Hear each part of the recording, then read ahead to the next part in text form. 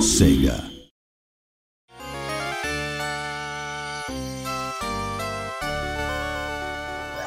When I was thinking about what people remember fondly about the game, at the time I think it was enjoying the thrills and getting the timing right when they played it. I think enjoying the game world and experiencing the fantasy world of Disney were a big part of it too. What they'll see in the 2013 version will be nothing like the old game in some sense, but I'm hoping that players can relive the same emotions when they play it. It's taking something that was very iconic in the 16-bit era and thinking, well, how can we take something that was really special, really worked well, was one of the most iconic games of its time, and actually try and explore that in new ways with the technology. And we have to be very mindful of what made the original so successful and why people loved it, and try and bring that forward without it being just, you know, literally a one-for-one remake. There were a lot of unique games at the time in terms of graphics or the general atmosphere of the game. Even among those, this game made an impression that still lasts. And now it's being remade. The fact that we're bringing back something nostalgic that people remember fondly as a game they enjoyed years ago, to me, is the epitome of Disney.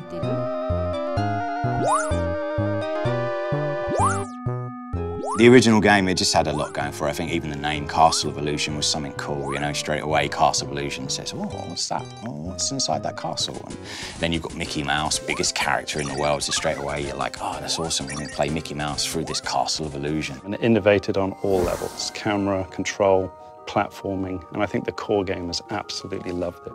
So that in essence, it's a very simple platformer, but it grabs the magic of Disney, the magic of Mickey.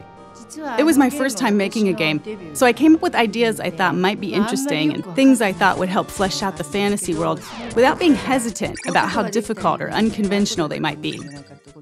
In that sense, I think that helped us make a unique game. First, the animation was unique in that it used a remarkable number of frames in the animation for its time. We tried to use as many techniques from film animation as we could. Also, we put a lot of energy into the backgrounds for its time, packing in as much as we could given the memory constraints. I think both efforts paid off in terms of the game's graphic quality. A Disney animation is always moving, from beginning to end. At the time we were making our game, if you didn't do something on the controller, nothing would move at all. So we thought, if we want to bring Disney animations to life, we need things moving on the screen all the time. These days you see it in almost all games, but at the time, we were one of the first games where your character would move even when you're not doing anything. The amount of memory, or VRAM, that we had to work with at the time was really tiny. You need memory to make good, rich animations, but the way VRAM had been used prior to that point wasn't very well suited for animations like that. So we worked with the programmers to rebuild the system from the ground up to let us focus more on the animations. Once we got the animations where we wanted them, we adjusted the character's movements pixel by pixel for a better feel when the player controls him. When we were told to make a Mickey Mouse game, I didn't want to make a game that was just about Mickey being cute. Our focus was on how we could include the Disney World view from their classic movies. So rather than Mickey Mouse alone, we drew inspiration from the various classic movies that Disney's produced.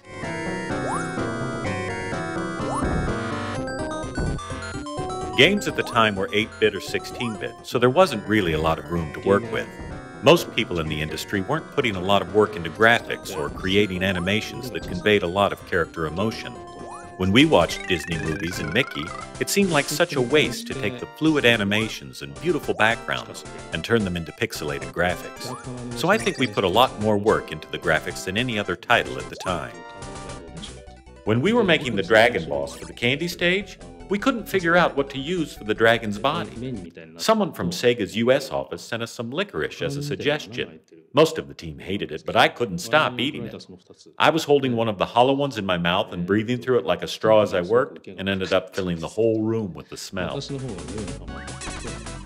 When we were working on this game, I was focused on animations and recreating the world of Disney, and now, modern technology can deliver Disney visuals directly and cinematically rather than via blocky pixel graphics.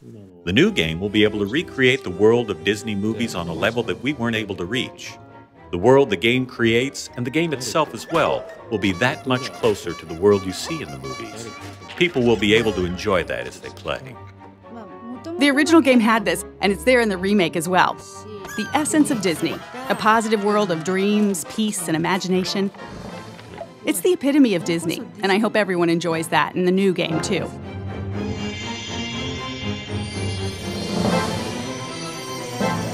We're very fortunate to be still working with the original producer of the game. I don't think many other studios have ever had that opportunity. Sega actually approached us about this a number of times, so I've seen prototypes and ideas from other developers as well. But with SSA's prototype, it took me back to when I was working on the original game. It reminded me of things I was feeling at the time, or what was going through my head as I was working on it. That's a wonderful thing, and it made me really want to work with them. The prototype we delivered was actually to be presented to the producer of the original game. There is nothing like that as a goal to motivate a team and then to fly a lot of that team over to Japan and present live. I myself was quite nervous. I've heard that the producer was very tough, very talented. She did the original game. We were there in the meeting, everything was quiet. She walks in, everybody's very nervous. It went phenomenally well. She was happy, she was laughing, she enjoyed what we did to Mickey. For us to change the mechanics, we have to be very cautious. We can't steer too far away from the feel of Mickey, and we can't go too retro, because there were technology constraints in those days on what you could do with Mickey. So we've analyzed the feel of Mickey, the jump heights, the inertia, the turn, on the edge of a cliff, and we've been able to just knock it out of the park, all the animations. And now we're challenged by the feel of Mickey. So we feel we can move from the retro to retro plus. We can do more of what I think the gamers in those days would have loved because of our technology. It's more lifelike, it's more fun.